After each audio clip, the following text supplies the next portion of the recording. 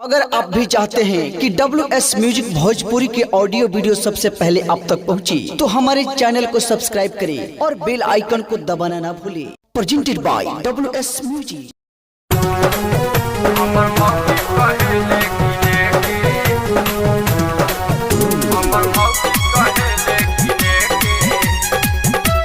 Music by Rajesh Sahni.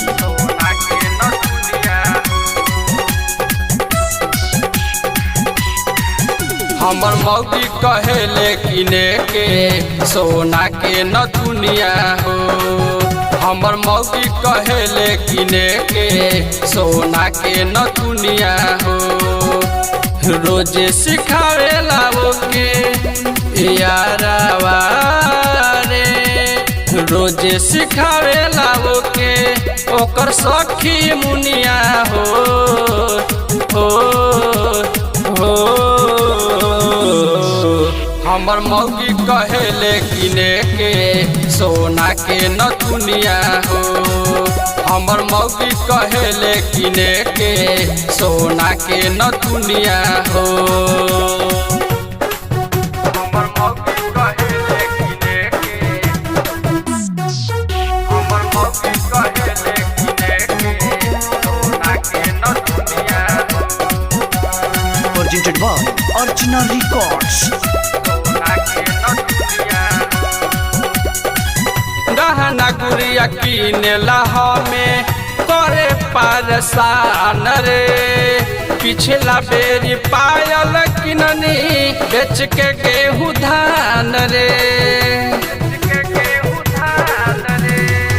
गहना गुड़िया किनेला हमें करे परेशान रे। पिछला बेरी पायल किननी बेच के गेहूँ धान रे। नारी से गोइल बहारी यारावा रे, नारी से हारी के बैठल बट सारी दुनिया हो हो हो। हमर मौगी कहेले किने के सोना के न दुनिया हो।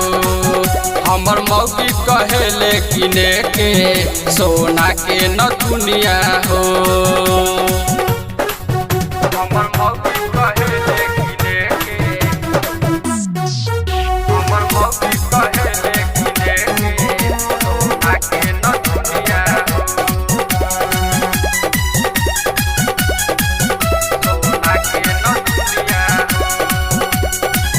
राइटर संदीप प्रदीप कर रोज तंग हो।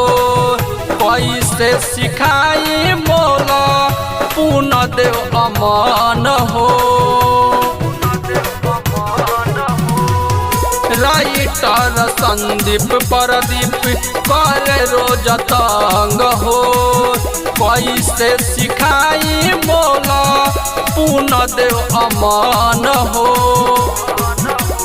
राम पुकार दीवाना यारावा रे, राम पुकार दीवाना कहता रे कहनिया हो हो हो।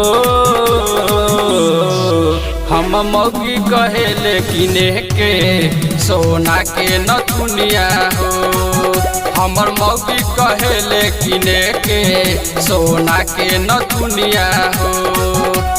रोजे सिखावे लाओ के यारावा रे, रोजे सिखावे लाओ के ओकर सखी मुनिया हो हो हो।